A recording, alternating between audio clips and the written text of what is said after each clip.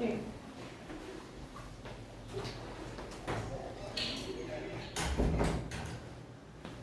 Muito boa tarde, gente. Hoje o Papo Democrático, a gente está aqui numa das primeiras entrevistas. Ok.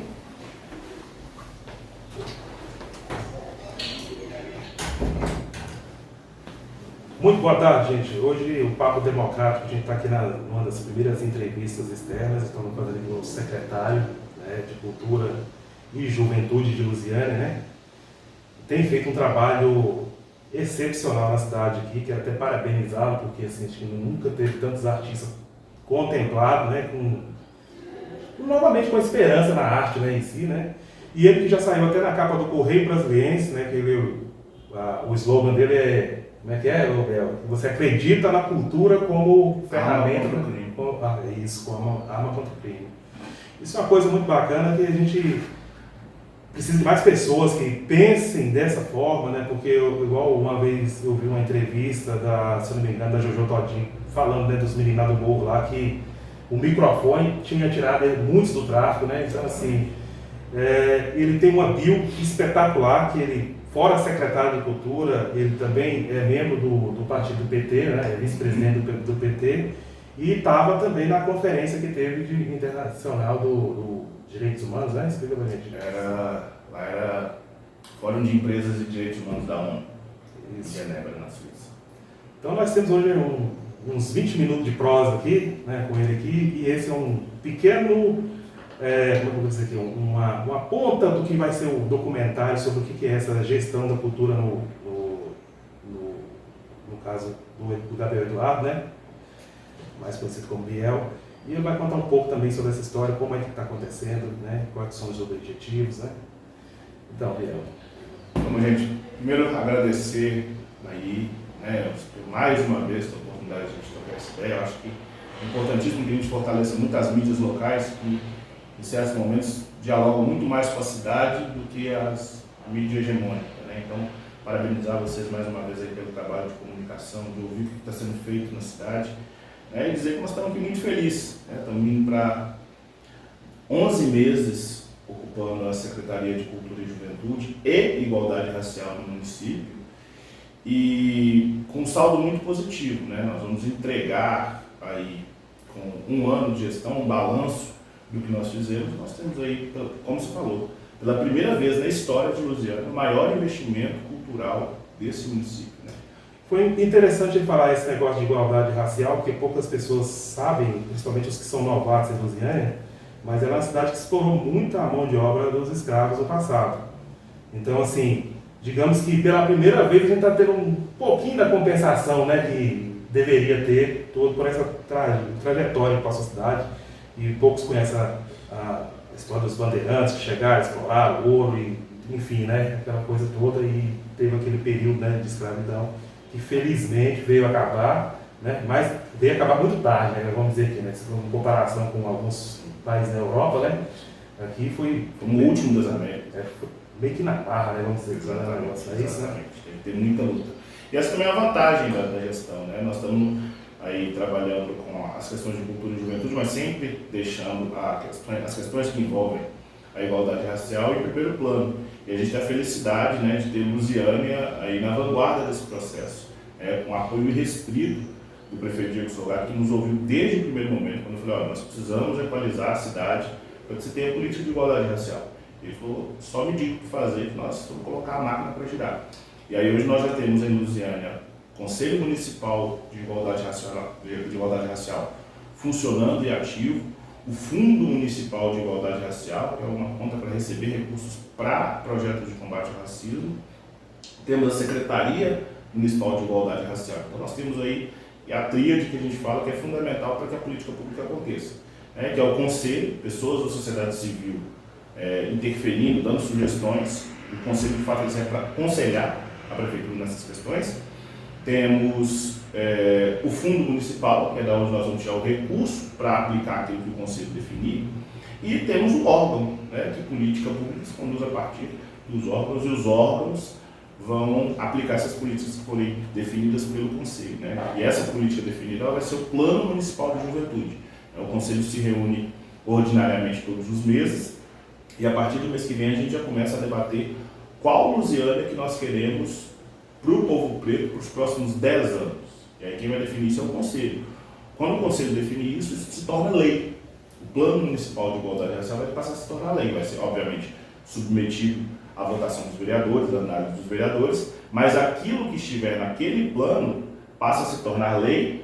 E aí, essa é uma vantagem que a gente cria políticas públicas mostrando o compromisso dessa gestão, que não é fazer gestão só durante o nosso governo. A gente quer deixar para que outros governantes apliquem. Então, o Plano Municipal de Igualdade Racial, quais serão os nossos planos? Será que nós tenhamos cotas no serviço público municipal? Será que a gente tenha cotas nos estágios que forem abertos no serviço público? Tudo isso se torna lei. Então, daqui a 10 anos, nós queremos 20% de vagas no serviço público municipal.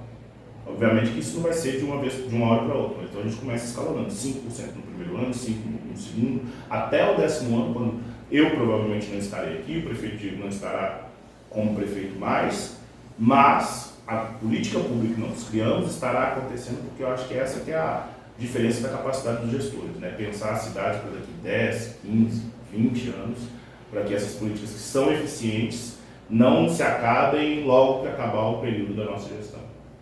Que bacana, né? É muito importante frisar que o Biel estava lá em Genebra, né? Não foi isso? Em Genebra, lá no Fórum Internacional de Empresas de Direito Humano, né? Explica para nós aqui o que do que se trata mesmo esse evento, né? Que foi tão grande, vi algumas fotos no seu Instagram. E pouca gente sabe, inclusive, que tem uma pessoa capacitada aqui, inclusive de Lusiânia, entendeu?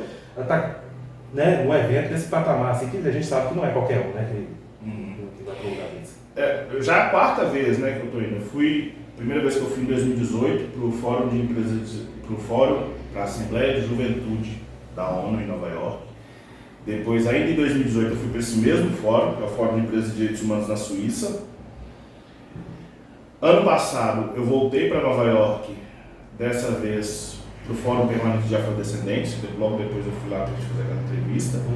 E esse ano também acabei de voltar, ano passado, né?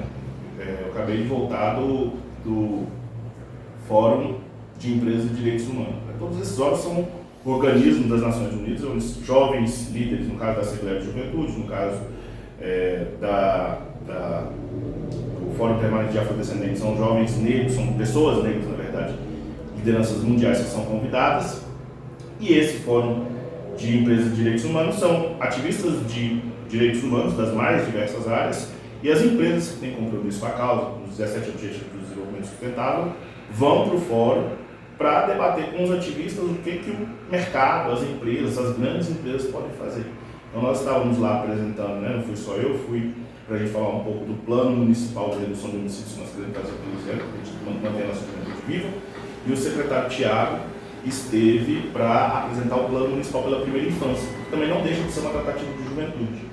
Ele foi para apresentar o Plano Municipal pela Primeira Infância, e esse plano, o plano que vai cuidar das crianças da nossa cidade. Mais ou menos como o Plano Municipal de Igualdade Racial que nós estamos desenvolvendo, Lusiânia já tem um plano pela Primeira Infância, que fala como que nós queremos daqui 10 anos a vida das crianças da nossa cidade. Um plano com metas que devem ser cumpridas por todo e qualquer gestor que ocupar os cargos, seja o secretário de Educação, seja o prefeito, todos os cargos que envolvem a vida das crianças da nossa cidade. Isso é um negócio muito bacana que eu até, inclusive, eu defendo também essa área, entendeu? Porque eu sei que, assim, hoje as nossas crianças que estão nos colégios, elas futuramente, elas podem se tornar dois caminhos, vamos dizer aqui, né? Pode se tornar uma criança problemática ou pode ter um futuro brilhante. Então, o cuidado que a gente tem hoje, né? Vai refletir daqui a uns 10, 15, 20 anos, às vezes, né? Então, assim, é uma coisa que as pessoas pensam muito no agora. A política do Brasil, na verdade, é de resolver os problemas de agora. Pouca gente pensa em resolver problemas futuros, né, que vão acontecer no futuro. Então, assim, é um negócio muito bacana. E Lusiânia estava precisando disso aí, né? Vamos dizer aqui. Claro. Esse cuidado com as crianças é essencial. A gente precisa passar a ter cuidado com dois, e assim, isso já está acontecendo, né? Você vê o governo do presidente Lula tendo esses cuidados, que é, primeiro, com idosos, políticas para idosos e política para crianças. A gente nunca deu tanta atenção para esses temas, que são muito importantes para a sociedade. Lusiânia, inclusive, sai na frente, né? Esse debate do plano pela primeira infância aqui na cidade, ele não é de agora. Ele foi terminar agora com a nossa presença no Fórum na Suíça, mas ele já vem sendo construído há vários meses para chegar nesse ponto. Então, Lusiânia saiu aí na frente até do governo federal, que agora começa a tratar dessas questões da primeira infância. Bacana. E hoje, qual que, assim, vocês têm algum plano que vai estar sendo executado hoje, por exemplo, no presídio menores ou coisa assim? Porque assim, a gente sabe que os problemas começaram, a primeira vez que, né, o menor infrator ele tem contato com o crime, ele vai para lá normalmente, né? Então, assim, hoje, vocês estão com alguma política voltada para lá, para ressocialização, essas coisas? Então, eu sempre, é aquilo que você falou mais cedo no início da entrevista, eu acredito que a principal arma contra essas questões é a presença do Estado, a presença do poder público e, sobretudo, a presença das políticas de cultura. Como eu falei mais cedo, a gente está agora com o maior investimento cultural da história de Lusiânia, está acontecendo agora. Está com uma cidade com mais de 270 anos, está tendo só agora o maior investimento cultural da história. Nós estamos destinando aí mais de R$1.200.000 só para os artistas, mais de R$1.200.000 também só para os artistas da cidade. E aí nós estamos falando de mais de 200 artistas que vão receber o recurso pela Lei Paulo Gustavo. Nós estamos falando de cinemas da cidade que vão passar a ser abertos para a juventude. Então já vou adiantando aqui em primeira mão, isso não foi nem anunciado ainda, mas os cinemas do Corumbá Shopping, o novo shopping que é da nossa cidade, a partir do mês que vem já vão entregar 190 ingressos por mês gratuitos para a nossa comunidade. Então quem tiver interesse, procura a Secretaria de Cultura a partir do mês que vem para poder coletar esses ingressos e poder ir para o cinema gratuitamente, com direito a suco e pipoca.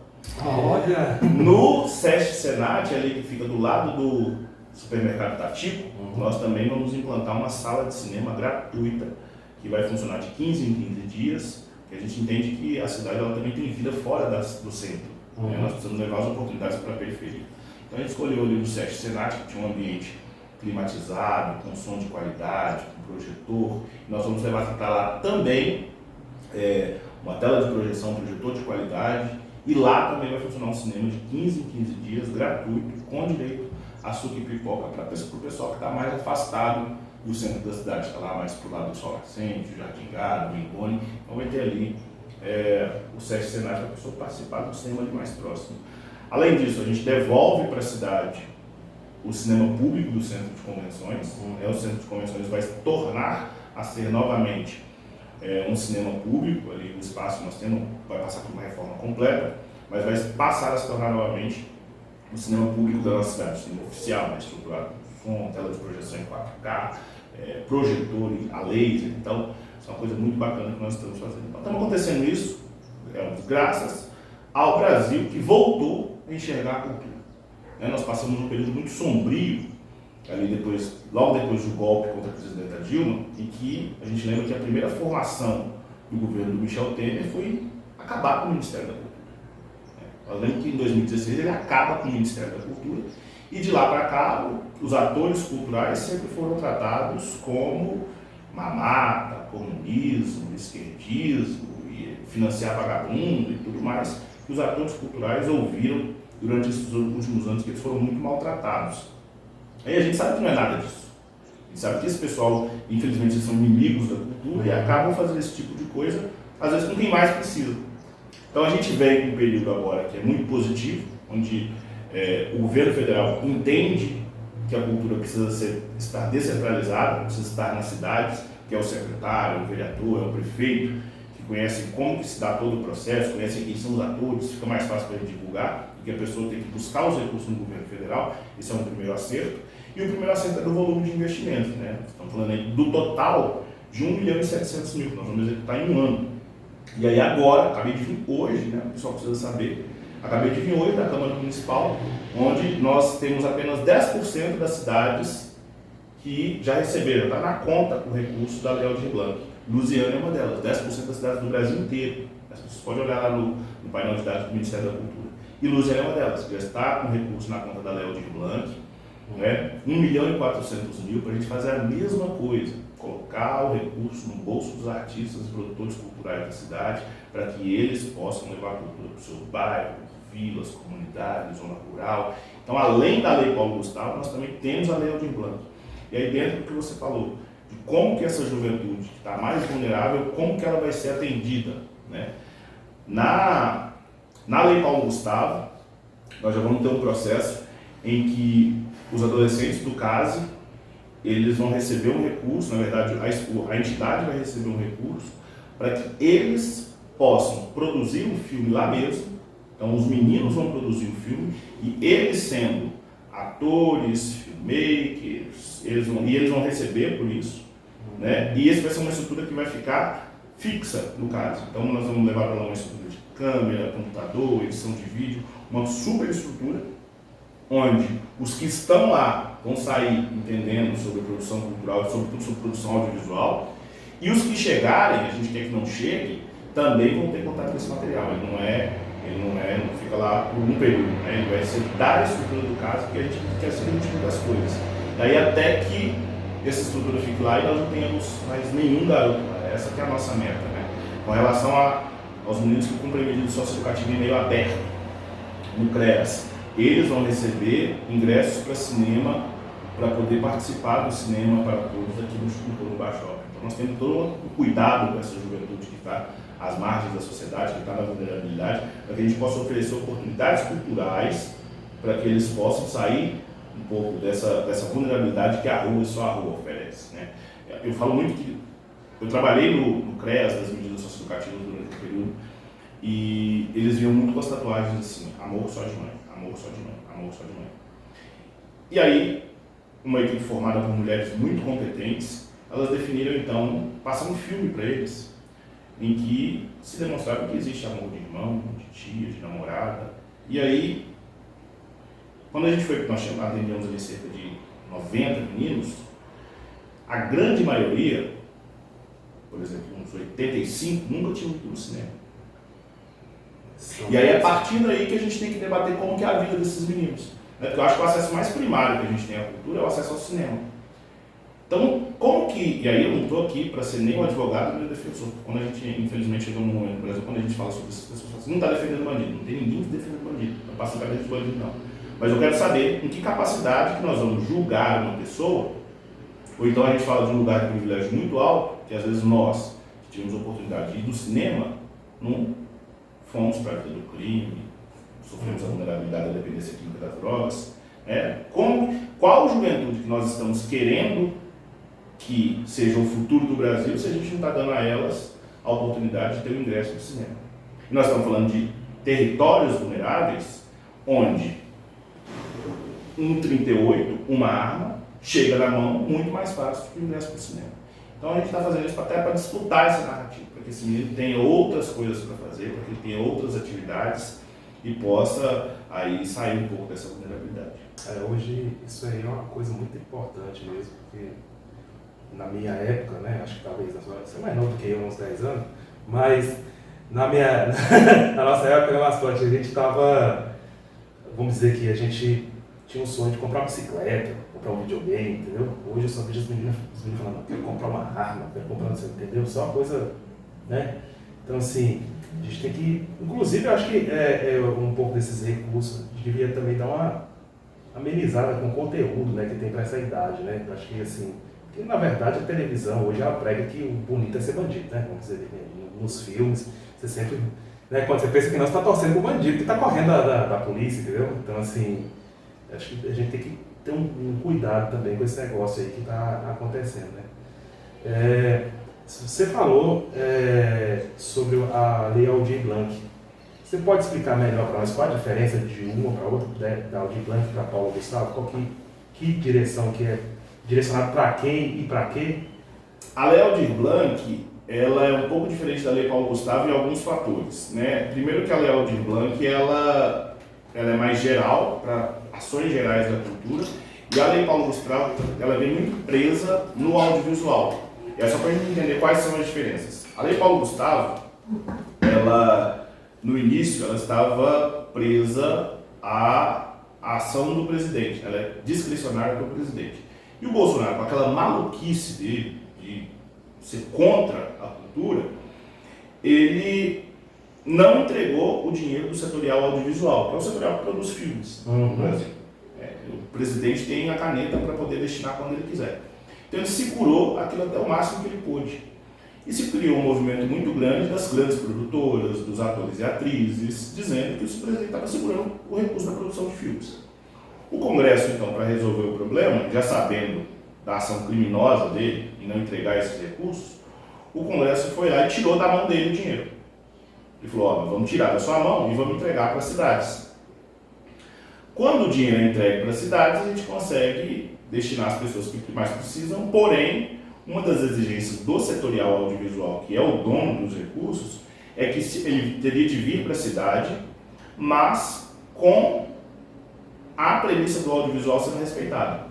Então a gente teria que vir para, olha, nós vamos tirar o dinheiro do audiovisual e ele vai para as cidades, ok. Mas lá na cidade, a gente tem que manter os projetos no audiovisual. Por isso que aqui em Lusiânia, por exemplo, nós estamos destinando aí mais de 300 mil reais para a produção de videoclipes. Eu entendo que boa parte dos artistas da cidade, se eu falasse, olha, você quer aqui 6 mil reais, talvez a prioridade dele agora não fosse produzir um videoclipe. Talvez ele quer comprar um instrumento, quer comprar uma roupa para estar no show, mas infelizmente a lei ela veio com essa camisa de força que nos colocou para produção audiovisual, até para que essa produção volte a ser fomentada no país. Nós estamos falando um pouco sobre soberania nacional. O Brasil já produziu filmes muito bons, os que eu lembro, aqui, Cidade de Deus, Tropa de Elite, Central do Brasil. Se eu não me engano, eu acho que o ano campeão, eu vi o artista falando, não sei se foi a Fernanda Montenegro que estava falando, se eu não me engano, no ano de 2017 foi o último ano, né, que, não, 2018, foi produzido 126 filmes brasileiros. Desses 126 filmes brasileiros, 27 teve assim, uma bilheteria considerável. É muito pouco, né? É muito pouco e assim, nós tínhamos um governo que era inimigo da cultura. Então, esse setorial ele vem para dar um pouco para devolver um pouco da soberania ao Brasil da produção audiovisual. Que ao mesmo tempo, e aí existem vários tipos de interesses, mas um dos interesses, por exemplo, a quem interessa que a produção audiovisual no Brasil esteja reduzida? Interessa a Netflix, que vem lá dos Estados Unidos explorar os artistas brasileiros para produzir os seus filmes e divulgar nas suas plataformas. E aquele presidente, o atual ex-presidente, o inelegível, antigamente era o mesmo que também prestava continência para a bandeira americana. Então você tem todo um esquema que os motivos os quais para que ele seja o inimigo dessa destinação de recursos. Mas passou, né? Então nós tivemos um avanço, mesmo assim, e aí as fases dessa lei demonstram muito a ação do Bolsonaro na época contra a cultura brasileira. O Congresso tira da mão dele o recurso, aprova via medida provisória os recursos para o município, ele não assina a medida provisória, veta a medida provisória, o Congresso derruba o veto, depois que o Congresso derruba o veto, agora o recurso vai sair para as cidades. Ele vai lá e esvazia a conta, tira da conta, porque a conta o dinheiro o recurso estava depositado em um banco, ele tira de uma conta e coloca em outra. Essa ação por si só, ela parece muito simples, mas ela faz com que o Congresso tenha que aprovar outra medida provisória tratando da fonte dos recursos, porque o governo não é a conta doméstica, né? Então tem que aprovar outra medida provisória para substituir a conta, porque o presidente malandramente troca o recurso de conta. Então foi isso que aconteceu quando ele disse que não tinha recurso, que ele Exatamente. queria saber que fizeram a lei Paulo Gustavo, e aí ele falou, cadê o recurso? Exato. Cadê o recurso? Ele simplesmente trocou de Na conta. verdade o recurso existia. Ele trocou de conta, porque aí pro Congresso aprovar de novo, eles teriam de aprovar novamente dentro da nova conta. Só que aí nós tivemos a interferência do STF, a ministra Carmen Lúcia deu uma liminar que os governos poderiam usar a conta pela qual o recurso foi repassado. Então isso facilitou, e aí foi-se usada a conta para a qual ele transferiu o dinheiro de forma indevida. E essa conta destinou o dinheiro para as cidades. Mas só para a gente ter uma ideia, a Paulo Gustavo ela vem como lei emergencial. Nós temos aí quase 3 anos saindo da Covid, e agora nós estamos pagando o recurso de lei emergencial, que era para ter saído junto da primeira de blanco, mas não saiu por conta da ação do presidente. E isso não é do dia para a noite que se resolve, né? Toda essa ação dele para impedir o pagamento fez com que só agora a gente conseguisse fazer os pagamentos. Eu falo que Deus escreve certo muito por linhas tortas, porque eu falo assim, durante o período dele na presidência eu ficava, mas cadê Bolsonaro, Paulo Gustavo? Cansei de protestar. E hoje, mas também em compensação, hoje sou eu que estou aqui na cidade executando os recursos, né? Eu falo assim, poxa, talvez se tivesse saído na época certa, eu não seria o secretário que estivesse executando. Então, hoje eu também fico feliz porque ele demorou, que aí sou eu que estou aqui ajudando as pessoas e não tem mais nada que eu saiba fazer melhor do que isso. E com relação à Lei Aldir Blanc, aí qual que é a grande diferença da Lei Aldir Blanc? Nós tivemos uma primeira experiência, que também foi muito positiva, inclusive inspirou os deputados e senadores a fazer isso, e foi a primeira Lei Aldir Blanc. A primeira Lei Aldir Blanc foi isso, ó, vamos criar um auxílio emergencial aqui para o setor da cultura durante a pandemia. O setor cultural foi o primeiro a parar e o último a voltar. Então, quando o setor cultural parou, veio a Lei Aldir Blanc para dar esse auxílio aos artistas municipais. E qual foi a lógica pensada? Essa é a lógica da Paulo Gustavo, descentralizar os recursos. Na Paulo Gustavo se fez a mesma coisa, acharam a mesma alternativa, e como deu certo na primeira Aldir Blanc, deu certo na Paulo Gustavo, a gente pensou que a Aldir Blanc ela precisava se tornar uma política, né? Deu certo nos dois formatos, né? As prefeituras conseguiram atender setores que nunca foram atendidos, e a partir daí o governo do presidente Lula, de forma muito inteligente, passa a considerar a antiga Lei Aldir Blanc como política nacional Aldir Blanc. Então, agora, né, Lusiânia, como falei, ela está aí, somente 10% dos municípios do Brasil que já receberam os dinheiros nas contas. Lusiânia é um desses municípios. Assim como nós somos a primeira cidade de Goiás a ter o plano de ação aprovado na Lei Paulo Gustavo, nós estamos entre um rol de municípios de muito poucos municípios que já estão com os recursos nas contas. Nós, inclusive, já suplementamos hoje na Câmara Municipal para que a gente seja ter a legalidade para executar esses recursos com os artistas da cidade. E a grande diferença dela da primeira Lei Aldir Blanc para a Lei Paulo Gustavo é que ela é para ações gerais e, como eu falei, ela se torna política nacional. Então ela não é uma lei mais de uma, é uma política que Lusiânia tem esses recursos garantidos da Lei Aldir Blanc de 2024 até 2027. Quando a lei vai ser revista e aí esses valores vão ser corrigidos, a gente vai debater se foi eficiente esse tipo de transferência para a cidade transferir para o ator cultural, mas de 2024 a 2027 nós vamos ter todos os anos a Lei Aldir Blanc em Lusiânia para favorecer o setor cultural. Qual que é a grande diferença? Os valores são um pouco menores, a Lei Aldir Blanc vai nos repassar por volta de 1.300.000 ou 300 e 400 mil reais, e a Lei Paulo Gustavo nos destilou 1.700.000. Nós temos uma queda. Mas a grande diferença é que a Lei Aldir Blanc ela é geral. Nós não estamos presos com 80% dos recursos para investimento no setorial audiovisual. Então a gente pode investir desde as folias de rua que acontecem, as folias que acontecem na zona rural, a folia de rua que acontece na Festa do Divino, até um ministério de louvor de uma igreja evangélica, que produz cultura também. Então a Lei Aldir Blanc ela é muito mais livre para a gente poder atuar. Nós vamos abrir editais, por exemplo, de videoclipes, de curta-metragem, de mini-documentário, que nós abrimos na Lei Paulo Gustavo, que éramos obrigados. Talvez, se a gente sentir essa demanda, nós até podemos abrir. Isso vai ser feito. A destinação dos recursos, é importante que se diga, né, ela vai ser feita da forma com que o prefeito Diego sempre determina que a gente faça, ouvindo as pessoas. Ouvindo as pessoas. Já é da nossa natureza política ouvir as pessoas, né? Eu acho que a melhor política pública se faz assim, quando a gente ouve uma opinião de uma opinião de outro, bate isso no liquidificador e fala, ó, nós queremos fazer isso, nós vamos fazer isso, porque aí todo mundo sai satisfeito. Então, nós vamos vamos marcar o dia da oitiva da Lei Aldir Blanc, assim como nós fizemos da Lei Paulo Gustavo, para ouvir as pessoas. Falar, ó, gente, nós temos esse recurso aqui para executar para vocês e nós queremos que vocês falem como vocês querem que a gente faça. Essa é a nossa jeito de fazer política. Nós fizemos isso com a Lei Paulo Gustavo, vamos fazer de novo com a Lei Aldir Blanc. Se a gente entender que, se os artistas estiverem lá para mostrar que o setorial audiovisual, os clipes, a produção de documentários tem que ser vista e tem de receber recursos, não tem nenhum problema, nós vamos destinar. Mas nós queremos ouvir as pessoas primeiro para saber quais as áreas da cultura que nós temos que investir na cidade.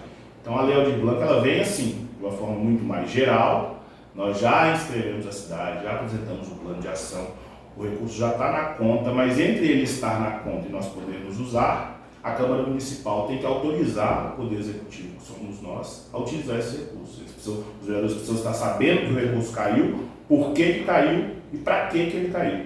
Então eles aprovam ou não, né, os nossos vereadores vão aprovar, obviamente. Depois de aprovado, nós temos aí a legalidade para usar esses recursos. Estamos mais perto do que longe de começar a execução. Ah, que ótimo, né? Inclusive foi interessante você tocar no assunto de contemplar igrejas também, porque nessa do Paulo Gustavo contemplou matrizes africanas, né? As religiões matrizes africanas. Sim. E aí eu, conversando com alguns artistas, e eles falaram assim, poxa, mas ele contemplou as matrizes africanas e as igrejas que normalmente 99% dos artistas saem da escola de música chamada igreja, né? Vamos dizer aqui, né? Então assim, não é só aquilo em Lusiana, mas acho que no Brasil todo desse jeito. Inclusive a cantora Anitta saiu da igreja, a Ludmilla saiu da igreja. E, se for contar aqui a lista aqui, é muita gente. A grande questão é que assim, nós tivemos um edital para culturas populares, cultura de matriz africana e povos de terreiro, obedecendo o que a lei nos obriga, né? A lei diz que nós temos que ter cotas, a lei Paulo Gustavo diz que nós temos que ter cotas para esse tipo de pagamentos. Então nós reunimos esses pagamentos das cotas em um só edital, onde a grande maioria de pessoas são de pele negra, para que elas pudessem receber em um só edital todas as cotas que nós deveríamos colocar na lei. Sobre a presença das igrejas, né? Nós temos muitos videoclipes. Vou falar da Laionara, que é lá do Jardim Gá, filho do pastor Celso. Nós temos aqui, que eu posso lembrar agora, a Carla, que é irmã do Cleverson, lá da K-Music também, que canta música gospel. Nós temos o Claudinho Queiroz, que vai produzir música gospel. Então, assim, a música gospel, o setorial gospel da cultura foi completamente acolhido na Lei Paulo Gustavo. Foi também, né? Muitas pessoas que vão produzir videoclipe, música, mini documentário gospel. E essa é a nossa forma de atuar. Temos aqui, vamos diferenciar aqui ninguém por religião, inclusive católicas também. O apoio ao teatro do nosso artigo 8º vai para a Via Sacra de Lusiana, Luzmar, e a Via Sacra do Jardim Gá. Então nós prestigiamos todo mundo, fizemos da forma que tem que ser feita no Brasil, né? Nós fizemos aqui em Lusiana e foi uma aula, principalmente para os antigos gestores, que gostavam de privilegiar, antigos gestores, tanto a nível de município quanto a nível de Brasil, que acham que a gente tem que privilegiar uma só religião, um só povo. Não, porque a gente trabalha com todo mundo. Tinha preto, tinha branco, tinha indígena, tinha capoeira, tinha cantor de sertanejo, tinha cantor católico, tinha cantor gospel, tinha tudo lá no dia em que nós premiamos os nossos artistas com a Lei Paulo Gustavo. Os pagamentos já estão acontecendo, as pessoas estão vindo aqui assinar os recursos, infelizmente não é no ritmo que a gente queria, porque essa é uma das limitações ainda que nós precisamos debater, porque eu estou fazendo uma confissão aqui que quando eu vi os editais das outras cidades, igual Paraíso, Cidade Ocidental, eu falei assim, poxa, mas esses caras estão fazendo editais tão pequenininhos assim, para pouca gente, né? E aqui em Lusiana nós vamos fazer diferente. Aqui em Lusiana nós vamos fazer para muita gente. E não vamos fazer para muita gente, pulverizar os recursos e dar ali 100, 200 reais para muita gente. A gente tem feito isso também, distribuir para muita gente, mas aí reduz o dinheiro. Não, estamos passando uma quantidade considerável de recursos para todos os artistas que foram contemplados. E aí quase 200. E aí hoje eu te confesso que quando eu olho os editais de Valparaíso e de Cidade Ocidental, eu entendo por que eles abriram editais menores, né?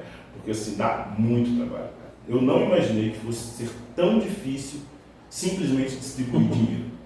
Distribuir dinheiro, por incrível que pareça, é difícil, é trabalhoso, mas assim, eu falei na época que eu deixei um pouco a minha paixão pela cultura falar mais alto, e primeiro mês de secretário, trabalhando muito, e aí hoje eu olho o secretário de Valparaíso e falei assim, agora eu entendo vocês, agora eu sei por que vocês lançaram esses editais pequenos, porque lá em Lusiana eu lancei um monte, eu estou trabalhando feito um cachorro.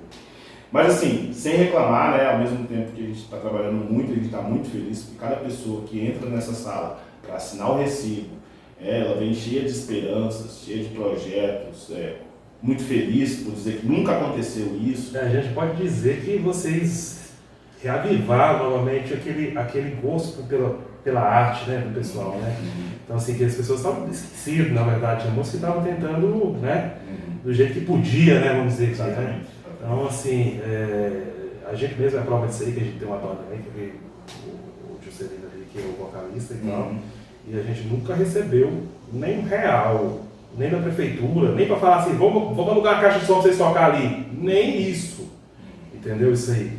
Então, a verdade tem que ser dita, né? Eu costumo dizer isso aí, né? Não doa quem doer, então assim, tem coisas que tem umas políticas em Lusiânia, especificamente falando, que a gente sabe que é uma cidade que rende muito, né, recursos, impostos aqui, acho que essa não é a quinta, né, maior do estado, né, em arrecadação, e eu acho que poderia, né, ter uma gestão melhor, com essa política melhor, e assim, a gente dá graças a Deus que chegou aqui, né, o Biel que está sacudindo o negócio aqui, porque se não fosse, entendeu? Inclusive, nós estamos fazendo aqui esse negócio que está no Luz e City, no site aqui. Vocês vão ver, isso aqui tem dedo dele também, viu, gente? Tem dedo dele também isso aqui, porque o Luz e City basicamente estava meio que parado e se não fosse ele ter aparecido, a gente não estava aqui, eu estou aqui entrevistando artistas, já entrevistei uns 20 artistas já, entendeu? Assim, que eu estou fazendo esse tipo de entrevista aqui. E estamos produzindo esse documentário, achei tão bacana que eu estou acumulando tanto material. Eu falei, cara, isso aqui não vai dar para fazer só uma entrevista simples. Entendeu? Isso aqui vai ter que ser um longa-metragem mesmo, não tem jeito não, porque, inclusive porque a Lusiana não teve essa oportunidade antes. Então, assim, as pessoas têm que entender, né, o que é o recurso, entendeu? Claro. Todo mundo fala assim, não tem recurso, não vou fazer isso, porque tem muita gente, não só em Lusiana, no Brasil todo, né, que não são contemplados por essas políticas públicas, simplesmente não dá conta de mover a máquina, né? De fazer, porque tudo é uma questão burocrática, não é só chegar lá e pedir o dinheiro, tem que justificar para que você quer o dinheiro, tem que ter aquela capacidade técnica realmente de artista, né? E essa coisa toda aí que tem que ser fiscalizada realmente, porque senão vem um monte de gente que nem artista não é, né? Entendeu?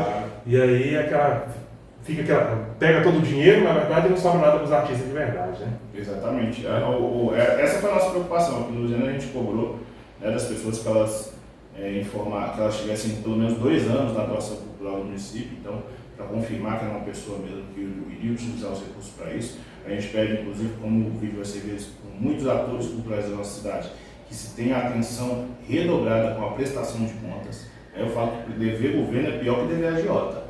Então, a gente precisa ter um cuidado com a prestação de contas, até porque nós estamos acabando a Lei Paulo Gustavo e já vamos entrar na Lei Aldir Blanc. Eu aposto que todos os artistas que foram contemplados na Paulo Gustavo também querem ser na Aldir Blanc. Mas isso só vai ser possível se a gente tiver com a execução dos recursos de forma correta, com a prestação de contas de forma correta. E eu acho que esse é um momento para a gente, inclusive, revisitar um pouco da honestidade que nós queremos na política. Cabe a cada um que recebeu o recurso, nós nunca tínhamos isso na administração pública.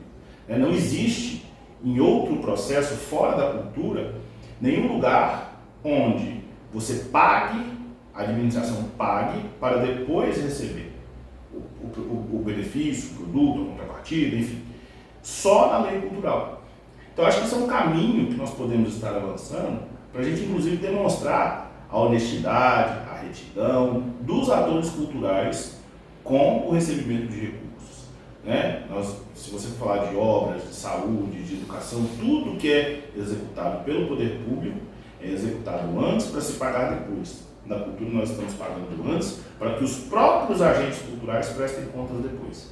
Se essa prestação de contas for uma falência em Lusiânia, se a gente tiver grandes denúncias, se as pessoas não prestarem as contas de como utilizar o recurso, e isso se repetir a nível de Estado e a nível de Brasil, nós estamos condenando uma política que é para nós ao fracasso. Porque o governo vai olhar, olha, as pessoas não têm responsabilidade ainda para executar os recursos de forma responsável, de forma correta, então vai se acabar uma política que pode ser o início de uma coisa que pode dar muito certo. Né? Eu entendi também que isso é um processo muito novo. Nós estamos aqui fazendo, e embora eu seja estudante, né? Agora terminei o curso de Direito, depois fiz Gestão Pública, e agora estou estudando de novo. Sou estudante aqui do IFG, do curso de Produção Cultural, então não paro de estudar. Sou estudante de Produção Cultural no IFG, pesquiso 3.000 vídeos por dia, tem uma página no Instagram minha que eu só sigo secretarias de cultura de outras cidades grandes, para ver um pouco do que o pessoal está fazendo e eu consigo captar para a Lusiânia. Estudo leis o tempo inteiro, aqui já tem um monte, aqui tem Lei Paulo Gustavo, aqui tem Decreto de Fomento Cultural, aqui tem Lei Aldir Blanc. Mas mesmo assim eu ainda estou aprendendo fazendo. Então a gente entender, mostrar para as pessoas também que nós também estamos aqui com toda a humildade do mundo. Dizer que, embora a gente tenha todo esse acúmulo, nós estamos aqui aprendendo. E aí, às vezes, caso hajam erros que a gente cometa, não é sempre querendo acertar também. Eu acho que é importante a gente dizer isso, porque quando a gente chega em determinados cargos, como esse, por exemplo, eu acho que a gente tem que ter muita responsabilidade e boa parte dos atrasos, o pessoal algumas pessoas na cidade estão muito revoltadas com os atrasos, eu super entendo ou a revolta, mas boa parte dos erros são querendo acertar. E tem ambientes na estrutura pública que a gente não pode nem cometer o erro querendo acertar. Eu digo aos erros que são judiciários. O promotor da cidade, depois ele vai me mandar uma intimação, ele não vai aceitar que eu chegue lá e fale, ó, promotor, eu errei, mas eu estava querendo acertar.